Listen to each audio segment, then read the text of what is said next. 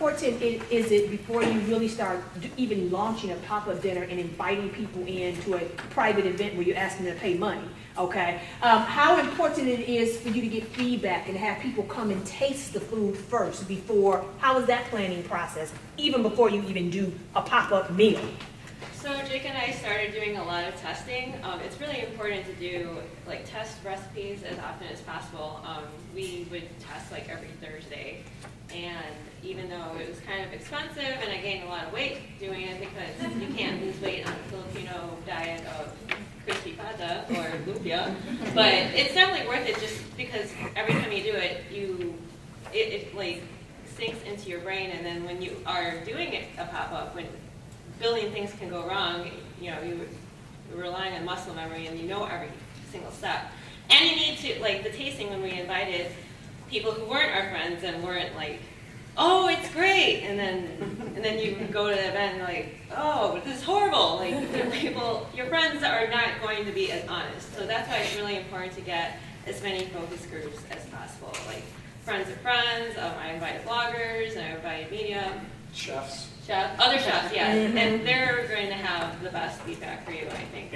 And some of the most critical. And the most critical, yep. Yeah. So it is really important to test your recipes. Like I think over just even the past year since we've started doing the pop-up, like our lumpia recipe has evolved, and now it's pretty much perfect. Like before I was doing random stuff, and now I figured out, oh, I can't, you know, do this, I gotta do that. So it is really important to practice as much as possible. Like we do it every week if we can, and I think that works out best. So Nick, you mentioned that you let the location dictate and what's available in terms of the equipment, dictate the menu.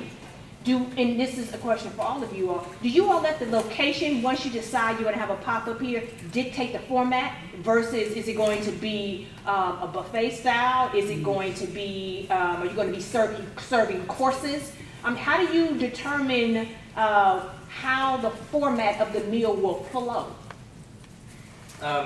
So I've only done one fixed price dinner with a set menu before. Explain fixed price. So that's where you pay a certain fee. This was like a $35 dinner, and you got a salad course, a sushi course, you know, a barbecue course, and a dessert or something like that. So it's you pay a certain amount of money, and then you get a predetermined menu.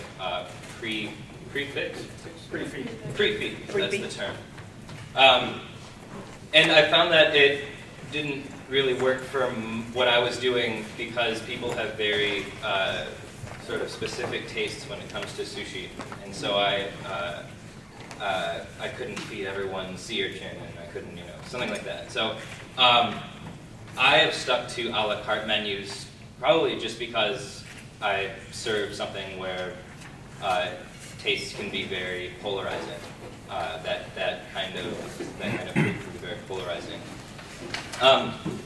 That being said, in terms of location-specific format planning, we were invited to do something at Treat Dreams in Ferndale, and they are open to pop-ups if any of you are interested.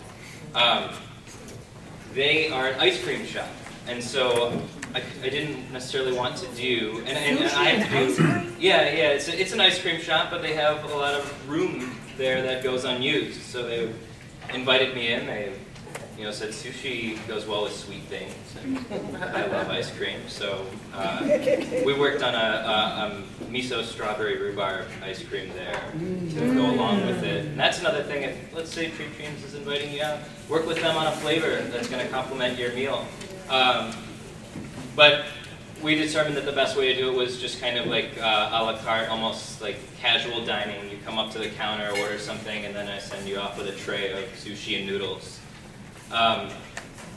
So that, for that specific location, that was what worked best for us. But it could work differently for someone else. For instance, Komodo Kitchen did a pre-fee dinner at Treat Dreams where they actually they closed down half the restaurant, put like a big sheet up and decorated it. I wasn't there, but that's what I hear.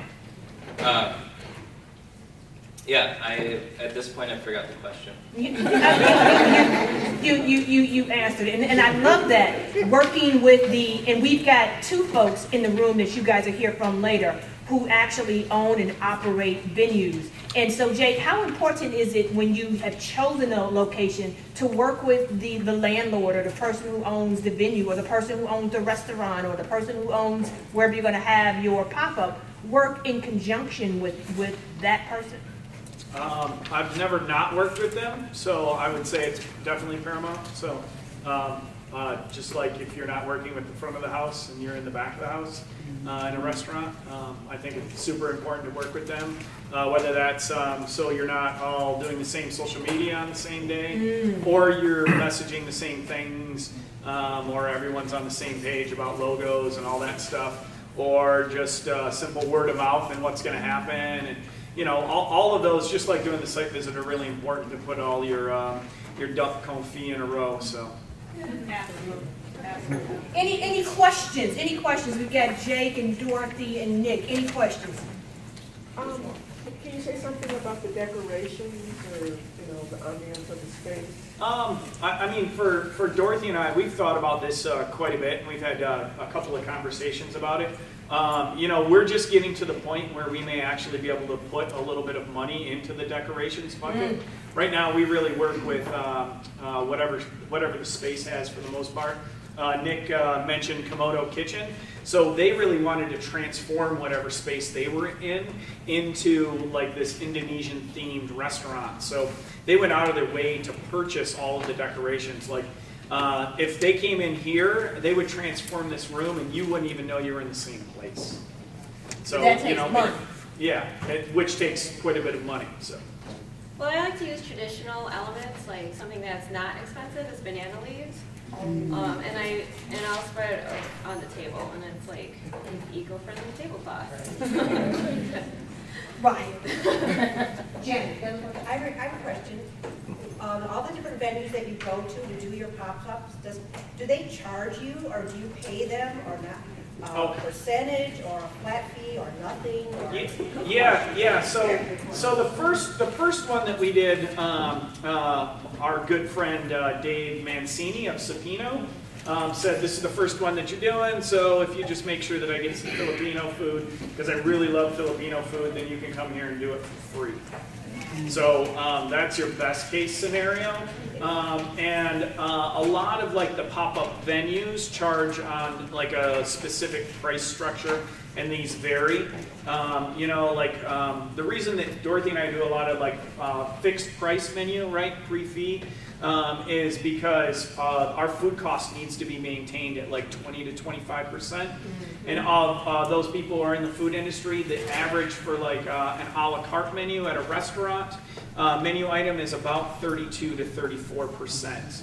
So, that's well below the average cost of a restaurant, which usually most people are running 29 if you're a really great chef in front of the house manager, to like up to 34%, depending on the items that you have. So, that's why we don't give any refunds when you book your, like up to a certain point, because we've already gone and bought the product. We've had to work with local farmers and get a lot of that stuff. So when you're upset that you're like, no refunds, I mean, we made an exception before in extreme emergencies, but for the most part, the reason we don't give refunds is because we're going to a farmer or we're going to somebody else and buying that food, and that's the fixed price. So, I don't think Dorothy and I have even put any money into our vacation fund from doing pop-ups. So don't look as a way to get super rich. I don't know about you, Nick, but Nick doesn't have a brick and mortar, and neither do we yet. So, and Nick's been doing it longer than us, and so this isn't like a get-rich scheme or anything like that. Just so you know, when we charge like $50 for our pop-ups, it's because you're getting $50 worth of food. That's why. So, and if you went and bought all those items individually, you would probably pay $60 if we had a brick and mortar. So it's actually a discount. So. Good question, Jen. A couple more questions. Yes, ma'am. So I understand you said the cost in reference to the price point for your venue. So how successful has your business been since you started doing the pop-up restaurant? Well, Dorothy and I haven't lost any money. And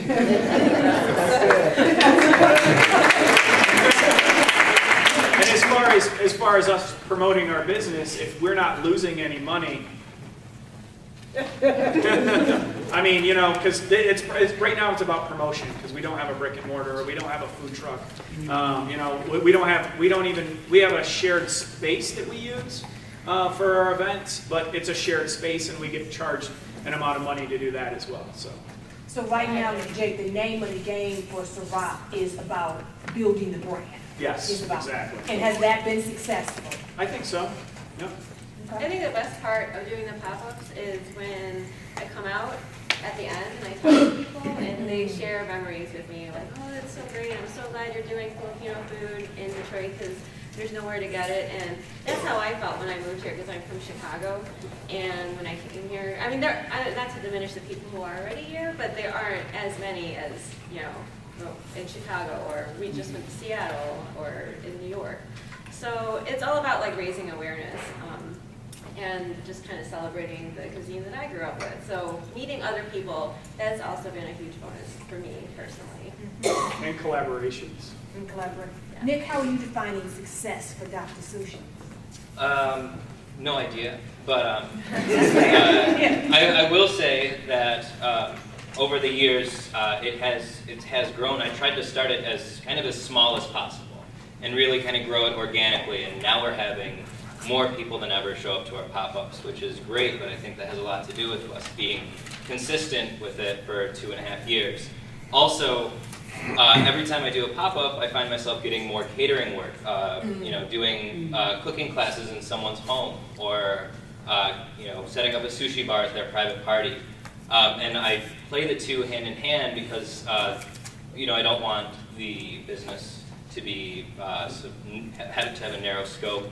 So we do classes and pop-ups, catering. You know, we'll go to schools. Any way I can get the business name out there, the brand name out there, is a good thing. I mean, I'll take like a small gig just if I'm about to meet 100 new people, something like that. So I guess I'm defining success as, you know, getting new customers, repeat customers. People liking something they've never tried before. I'm still discovering new things that I love about what I do. Yeah, and I would be remiss, Nick, if I didn't mention this as well. And you mentioned how you really got your start at St. Cece's, and this young lady asked a question about, you know, how successful is your business. And I think I would be remiss if I did not mention, if you had the opportunity to try the chicken wings that were available. They were jerk chicken wings, and they were created by a Food Lab member. His name is Lester Gavoya, and he has a food truck now that's called Norma Jean's. And guess where he got his start at before he even opened up his food truck? It was St. Cece's. He started off popping up at St. Cece's, and then that has evolved into his now food truck. And he unfortunately couldn't be here with us today. His food truck is at Eastern Market. It's a Tuesday market, but he wanted to bring a little bit of himself here today, and that's why you had the chicken wings. Scott, I saw your hand up. Did you have a question, Scott? No. Oh, okay. Sorry about that. Okay. Colin, did you have? Do you all do this full time? Do you do other stuff every time? Yes. Yes. I have Chef Jake's Catering, which is a mobile catering company. So like I'll have, if you have your wedding in the middle of a Christmas tree farm and there isn't a sink, I can do that. So. And then I work 40 plus hours at Gleaners Community Food Bank. Dorothy works, she's the managing editor of Our Magazine, so she works 1 billion hours. So, but yeah. Great article too, Dorothy, on crickets. That's in this month's issue. I think you got 2 articles in this month's Hours food issue. And one on Mellow Farms. And one on Mellow Farms, exactly. So. And I worked part-time. I was actually going to Wayne when I started Dr. Sushi. So the first year of the business, I was in school and working part-time at Whole Foods and doing Dr. Sushi. And then I just in the last 1.5 years, I've got up to full-time hours. And sometimes I'll work, some weeks I'll work 70 plus hours. And then some weeks I would work less than 10. So it's a strange thing. Like July, I worked 5 days the entire month, Wow. but I'm working 12 out of 13 days like right now, so it can be inconsistent.